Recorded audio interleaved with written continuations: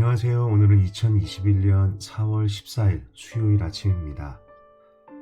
오늘 함께 읽고 묵상할 하나님의 말씀은 에베소서 5장 1절에서 4절까지 말씀입니다. 그러므로 사랑을 받는 자녀같이 너희는 하나님을 본받는 자가 되고 그리스도께서 너희를 사랑하신 것 같이 너희도 사랑 가운데서 행하라. 그는 우리를 위하여 자신을 버리사 향기로운 제물과 희생 제물로 하나님께 드리셨느니라. 음행과 온갖 더러운 것과 탐욕은 너희 중에서 그 이름조차도 부르지 말라. 이는 성도에게 마땅한 말이라. 누추함과 어리석은 말이나 희롱의 말이 마땅치 아니하고 오히려 감사하는 말을 하라.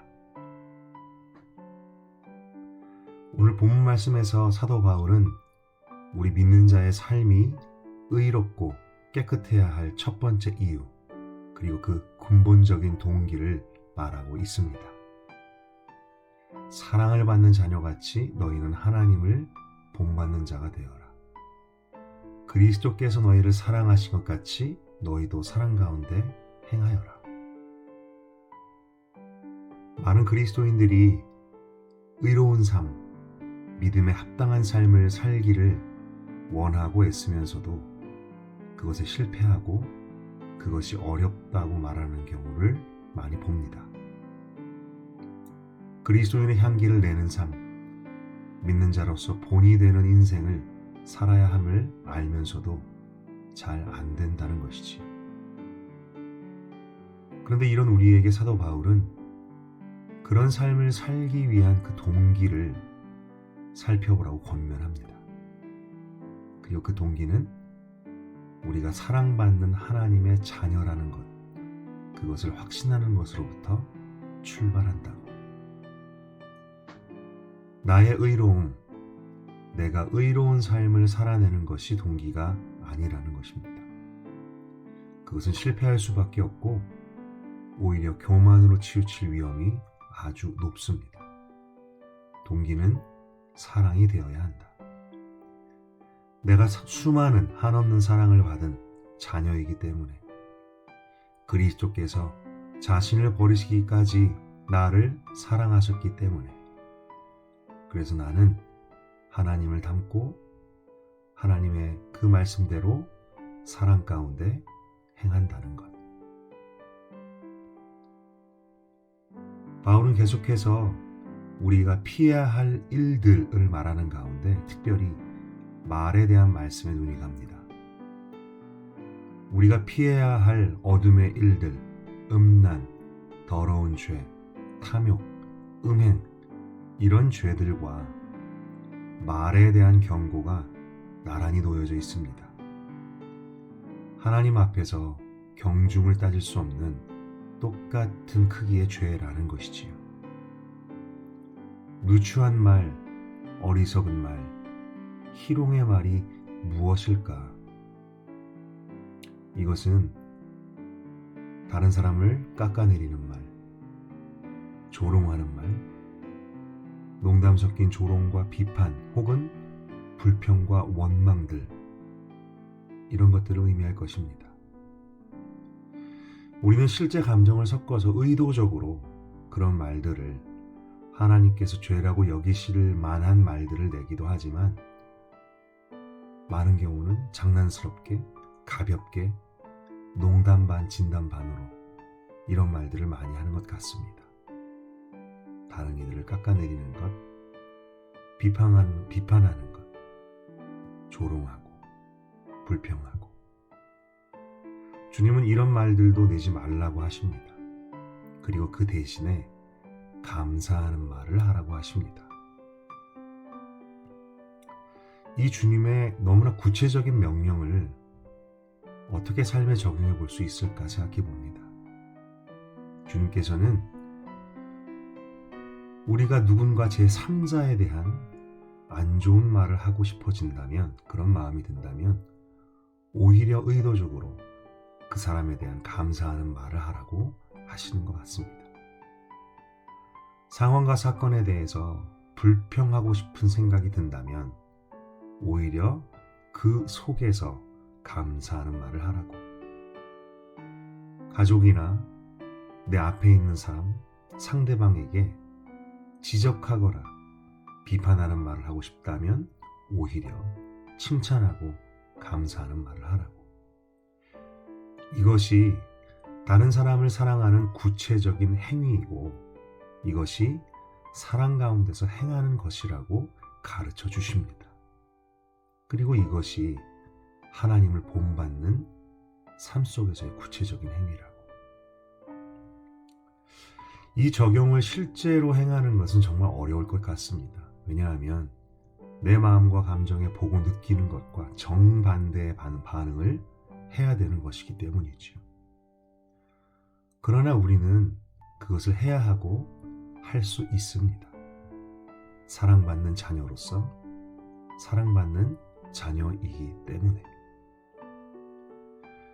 하나님께서도 저와 여러분의 모습을 인간적인, 현실적이고 객관적인 눈이 아니라 사랑의 눈으로 봐주지 않으셨던가요?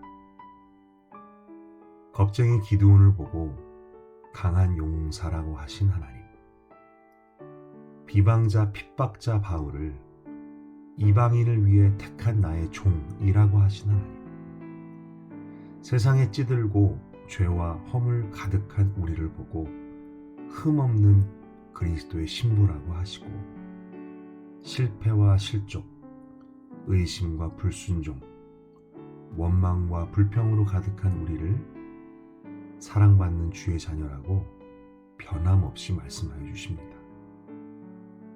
생각해보니 사랑으로 말하시고 사랑으로 용납하시고 사랑 가운데 먼저 행하셨던 분은 우리 하나님 아버지십니다. 우리가 사랑하면 그가 먼저 우리를 사랑하셨습니다. 요한일서 4장 19절. 의로워지려는 노력으로는 아무것도 하지 못합니다. 다만 말씀 속에서 그 동기와 순서를 바꿔볼 것을 배웁니다. 비록 우리가 하는 행위는 똑같은 시도와 행위라 할지라도 그 동기가 달라질 때 결과도 달라질 것입니다. 내게 한없는 사랑을 주신 아버지를, 나를 먼저 사랑하신 하나님 아버지를 조금이나마 나도 본받고 싶다. 그리고 이것이 가능한 것은 우리가 그분의 자녀이기 때문입니다. 이것을 말씀이 증거하고 성령이 증언하십니다. 성령이 친히 우리의 영과 더불어 우리가 하나님의 자녀인 것을 증언하시니 자녀가 아버지를 닮는 것은 너무나 당연한 일이지요. 오늘 하루를 말씀을 품고 다른 마음, 다른 동기로 살아보고자 합니다. 주님께서 주신 이 구체적인 명령을 감사하는 습관, 감사의 말을 내는 습관으로 살아보고자 합니다. 그리고 주님께서 먼저 나를 사랑하셨으니 나도 만나는 상황, 만나는 사람들 속에서 사랑으로 반응하고 사랑 가운데 행하기를 소망합니다. 그리고 그때에 우리가 하나님의 자녀임을 우리 안에서 증거하시는 성령께서 그 일을 오늘 우리 가운데서 이루실 줄로 믿습니다. 이 시간 다음의 질문들로 함께 묵상하기 원합니다. 지금까지 의롭고 바른 삶을 살기 위한 당신의 동기는 무엇이었습니까? 내가 의로운 삶을 살려고 하는 것과 하나님을 닮기 위해 노력하는 것은 어떤 차이가 있을까요? 당신은 어떤 부분에서 하나님 아버지를 닮아가야 할까요? 당신의 경우 어떤 것이 사랑 가운데 행하는 것일까요? 당신의 언어 습관을 되돌아봅시다. 누추한 말과 감사의 말, 어떤 것을 더 많이 입에 담습니까? 함께 묵상하며 기도하기 원합니다.